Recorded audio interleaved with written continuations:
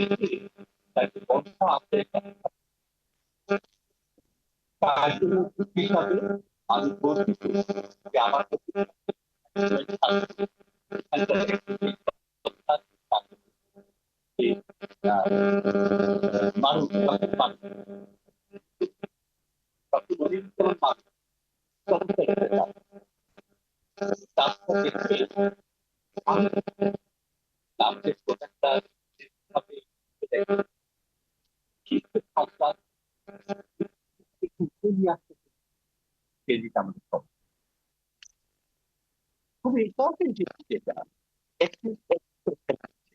22 থেকে আন্তর্জাতিক 32 মিনিটের মতো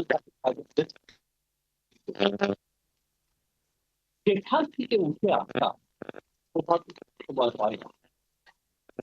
চিকিৎসা সুচিকিৎসা জিনিস যেটা অ্যাকিউট এপিসোডটা গেছে 22 থেকে আরো 10 মিনিট আগে 32 মিনিটের মতো তাকে কার্ডিয়াক মেসেজ দিতে হয়েছে। সেখান থেকে উঠে আসা সৌভাগ্য সবসময় হয় না। উপযুক্ত চিকিৎসা, সুচিকিৎসা, অ্যাপ্রোপ্রিয়েট চিকিৎসা পাওয়ার জন্য কিন্তু এই সৌভাগ্যটা আমরা পেয়েছি। তামিমকে ফেরত পেয়েছি। কতটা ফেরত পেয়েছি? আজকে সকালবেলা তার ইকোকার্ডিওগ্রাফ করে হার্টের ফাংশনটা দেখা হচ্ছিল। দেখে মনে হয় কোনো প্রবলেমই নেই, তরতাজা। মনে রাখতে হবে এটাই কিন্তু একটা ছদ্মবেশ। কারণ হার্টের আবারও সে অ্যাবনর্মাল বিট হতে পারে, সম্ভাবনা ডেফিনেটলি কমে গেছে। ওটা হয়েছিল কেন? একটা বড় আর্টারি বন্ধ ছিল, খাবার নেই, অক্সিজেন নেই, ওই টিস্যুটা ইরিটেটেড, সেই জন্যই অ্যাবনর্মাল বিটটা। এখন সেটা খুলে গেছে, স্লাইড সম্ভাবনা আছে। সেই জন্য আমরা তাকে বলেছি যে 48 থেকে 72 ঘন্টা পর্যন্ত একটা ক্রিটিক্যাল টাইম, যাতে আর কোনো প্রবলেম না হয়। কথাবার্তা একটু কম বলা উচিত, একটু বিশ্রামে থাকা উচিত, ওরকম এজিটেশনে যাওয়া উচিত নয়। ইনিশিয়াল পিরিয়ডটা এখানে একটু থেকে স্টেবল হয়ে তারপর তার রিহ্যাবিলিটেশনের জন্য আরও ভালো কোনো জায়গায় সে যেতে চান, অবশ্যই যেতে পারবেন। এখানে উপস্থিত আপনারা যা আছেন সবাইকে একটা জিনিস বলি যে আপনার একটা কিডনি, দুটো কিডনি নষ্ট হলে আপনি ডায়ালিসিস করার সুযোগ পাবেন। একটা লাংস নষ্ট হলেও আপনি আরেকটা লাংস দিয়ে ভালো চলতে পারবেন। কিন্তু এই হৃদযন্ত্রটি 5 মিনিটের জন্য বন্ধ থাকলে আপনি মরহুম হয়ে যাবেন। 5 মিনিটের বেশি যদি থাকে, তারপরে যদি চালুও করা হয়, আপনার ব্রেন ড্যামেজ হওয়ার সম্ভাবনা থেকে যাবে। জীবন মধ্যে হয়ে বেঁচে থাকার কোনো মানে নেই। কাজেই এই যত্নটা আমাদের সবাইকে নেওয়া উচিত। তামিমের মতো ওয়ার্ল্ড ক্লাস অ্যাথলেটেরও প্রবলেম হয়েছে, তার মানে ওয়ার্নিং কিছু কিন্তু উনি আগে থেকে পেয়েছিলেন, উনি বুঝতে পারেননি যে ওটা হার্টের জন্য হচ্ছে। সৌরভ গাঙ্গুলি চিন্তা করে দেখেন, 3টে স্টেন্ট লেগেছিল, তাই না? শেন ওয়ার্ন হসপিটালে পৌঁছাতে পারেননি। খেয়াল করে দেখেন, তারা তো সবাই ওয়ার্ল্ড ক্লাস অ্যাথলেট, তারপরে হয়েছে। এটাকে আপনারা সবাই জনগণের কাছে পৌঁছে দেন, যে রিস্ক ফ্যাক্টরটা দেখা উচিত। তামিমের ক্ষেত্রে বিশেষ করে তার strong family history of heart disease আছে। যাদের এরকম আছে তাদের নিজেদের ক্ষেত্রে যত্ন নেওয়া উচিত। আর আমি বিশেষভাবে কৃতজ্ঞতা জানাই কেপিজেড হাসপাতাল কর্তৃপক্ষকে, তাদের ক্রেডিট দিই, তাদেরকে আমি অভিনন্দন দিই, এবং ডক্টর মারুফকে। They are our little hero, যারা আমাদের দেশের একজন খুব অ্যাসেটকে এখানে নিয়ে আসতে পারছেন। আর সেটা আমি বলছি যে পুরো কর্তৃপক্ষ তারা এটা না করলে হতো না। তারা এটা একজনের কাজ না, কিন্তু পুরো টিমের কাজ। একটা ক্যাথলিক যখন কাজ করে, মানুষ যখন কাজ করে, তার রেডিওগ্রাফার, তার অ্যানেস্থেটিস্ট, তার সাথে যে অ্যাসিস্ট্যান্ট আছে, প্রত্যেকের কাজ একটা। করার পরে এই রোগীর যে নার্সিং করাটা, সেই নার্সেরও কাজ আছে। এই পুরো জিনিসটা কোঅর্ডিনেটেড হয়ে করতে হয়।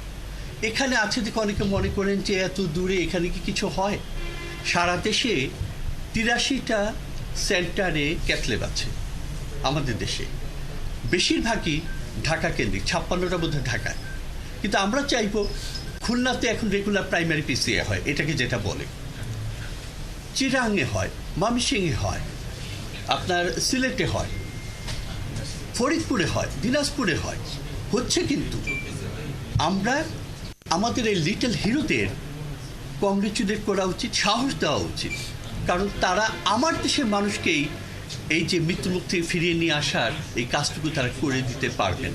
আমরা যত তাদেরকে সাহস দেব তত কিন্তু আমাদেরই লাভ, কারণ সার্ভিসটা আমাদের জন্য।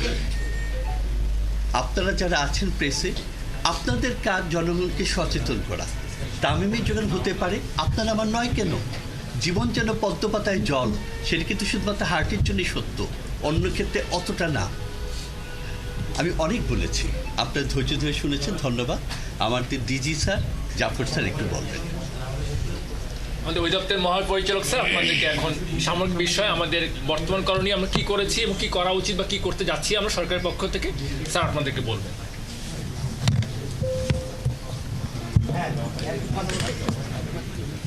আউযুবিল্লাহি মিনাশ শাইতানির রাজিম, বিসমিল্লাহির রহমানির রহিম। আজকে সংবাদ মাধ্যমের প্রতিনিধিবৃন্দ, আজকে প্রেস ব্রিফিংয়ে যারা যোগদান করেছেন সবাইকে অভিনন্দন জানিয়ে এবং সালাম জানিয়ে আমার বক্তব্য শুরু করেছি। আমাদের জাতীয় সম্পাদ, জাতীয় ক্রিকেট দলের ওপেনিং ব্যাটসম্যান তামিম ইকবাল, আপনারা জানেন যে তার অ্যাকচুয়ালি শারীরিকভাবে অসুস্থতা বোধ করে গতকাল সকাল 10:30টার দিকে, এবং তিনি এসেছিলেন এখানে, এবং ডাক্তাররা তাকে কার্ডিয়াক প্রবলেম হিসেবেই সন্দেহ করেছেন এবং প্রাথমিকভাবে কিছু চিকিৎসাও দিয়েছেন, কিছু পরীক্ষা নিরীক্ষা করেছেন, এবং এটাও বলেছিলেন যে এই মুহূর্তে আপনার কোথাও মুভ করা ঠিক হবে না। কিন্তু এটাই স্বাভাবিক, আমরা যে কেউ অসুস্থ হলে, সবচেয়ে বড় কথা উনি আমাদের ন্যাশনাল একজন সেলিব্রিটি, ওনার অবস্থান বিবেচনা করে উনি নিজে সিদ্ধান্ত নিয়েছিলেন তাড়াতাড়ি ঢাকায় শিফট করার জন্য,